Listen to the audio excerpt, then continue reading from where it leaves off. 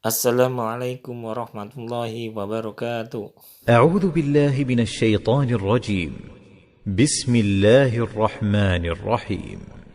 إياك نعبد وإياك نستعين.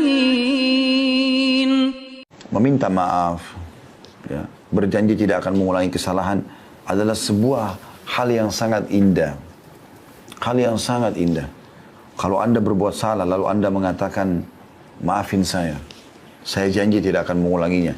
Itu luar biasa, sangat melunakkan hati orang di hadapan kita. Gitu kan?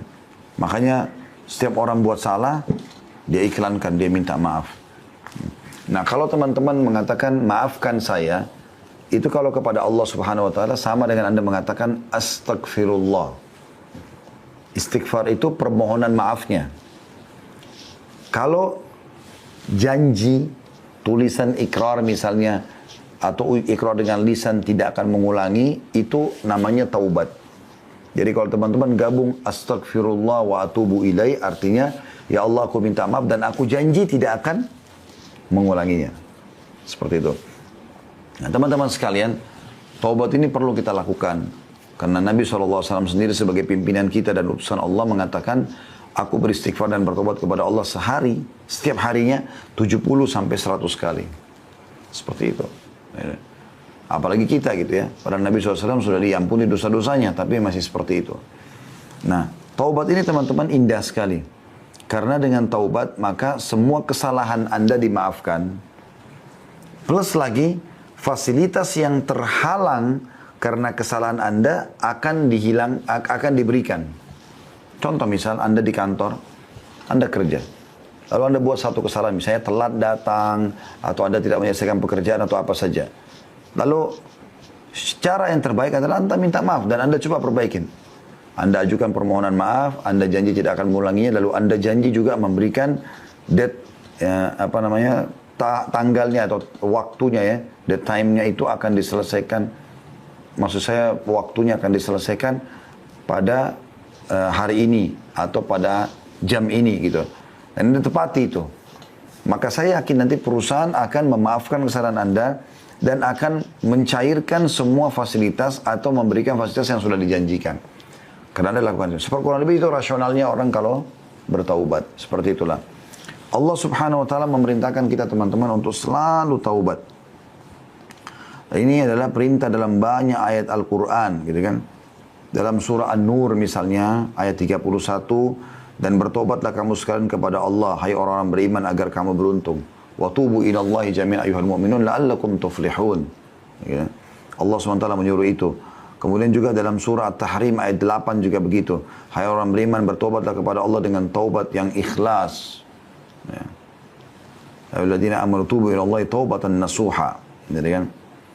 Dan cukup banyak ayat-ayat Al-Quran yang membahas masalah itu. Begitu juga perkataan Nabi Nuh alaihissalam kepada kaumnya. Wa qul istaghfiru rabbakum innahu kana ghaffara. Dan Nuh pun berkata kepada kaumnya, mohon ampunlah kepada Tuhan kalian karena dia Maha Pengampun. Manfaatnya apa? Yursilis sama alaikum midrara. Maka dia akan turunkan dari langit air yang deras, maksudnya rezeki. Ya.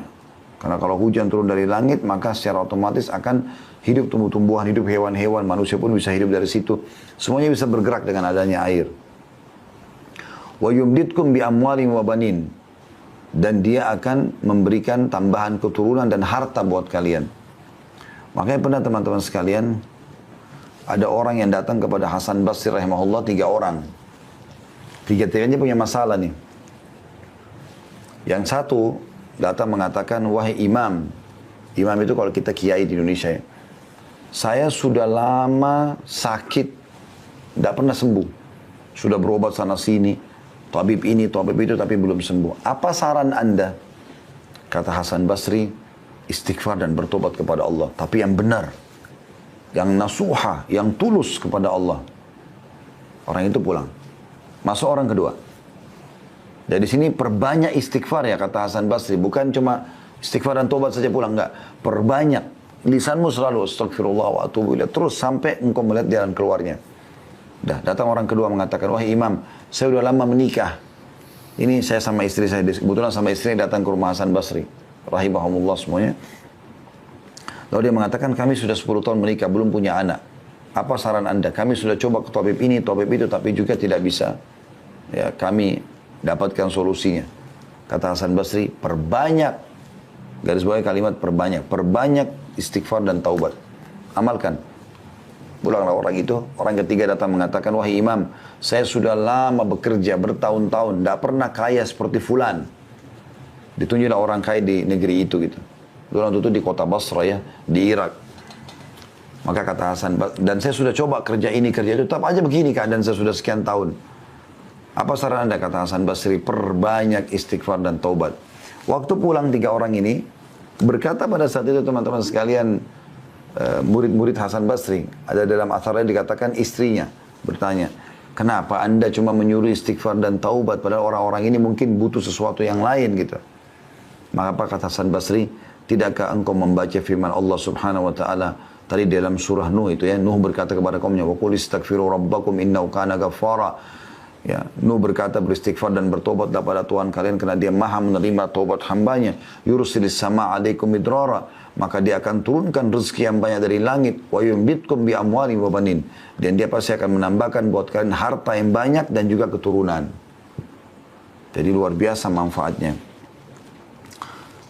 Imam Nawawi berkata rahimahullah, para ulama telah sepakat bahwa taubat dari seluruh perbuatan maksiat adalah wajib hukumnya. Wajib dilakukan dengan segera dan tidak boleh ditunda, apakah itu dosa kecil atau dosa besar. Ya, cuma bedanya teman-teman sekalian, kalau dosa kecil itu bisa diampuni dengan sholat, dengan wudu, ya. Kemudian dengan semua ibadah lah, sedekah, bakti sama orang tua, jenguk orang sakit, semua ini bisa memaafkan dosa-dosa kecil. Tapi kalau dosa besar harus taubat nasuha. Artinya betul-betul kembali kepada Allah dengan tulus dan ikhlas. Imam Nawawi mengatakan syaratnya 3. Meninggalkan dosa itu seketika. Lagi zina berhenti, lagi riba berhenti, lagi bohong berhenti. Kemudian yang kedua menyesali.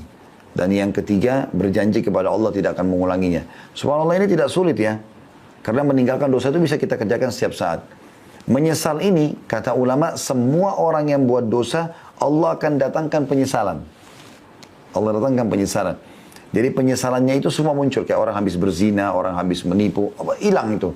Muncul itu rasa menyesal.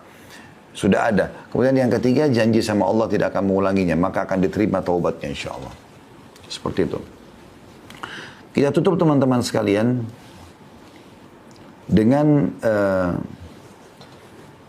beberapa sabda Nabi SAW. Diantaranya, sesungguhnya Allah subhanahu wa ta'ala selalu membuka tangannya di waktu malam untuk menerima taubat orang yang melakukan kesalahan di siang hari. Dan sesungguhnya Allah membuka tangannya pada siang hari untuk menerima taubat orang yang melakukan kesalahan di malam hari.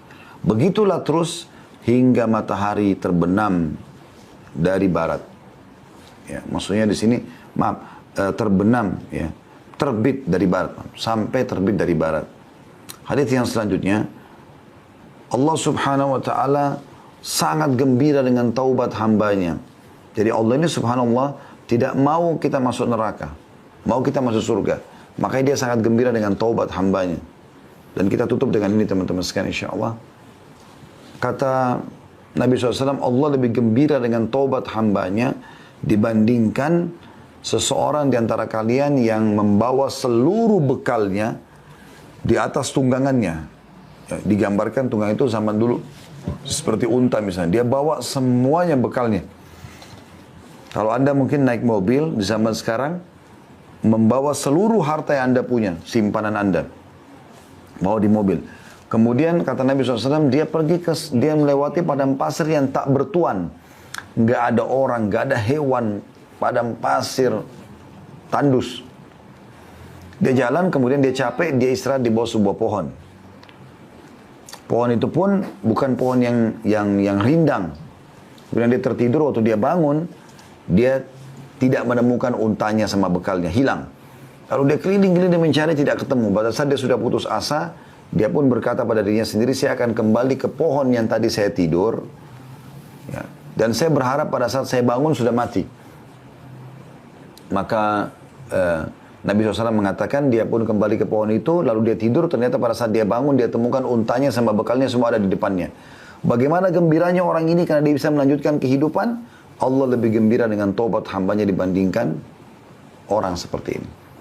Resep ini teman-teman sekalian, curhat dengan Allah subhanahu wa ta'ala dan bertobat dari dosa-dosa, dipastikan keduanya insya Allah dan masuk dalam judul kita akan menjadi penyebab utama semua urusan Anda dimudahkan oleh Allah subhanahu wa ta'ala. Allah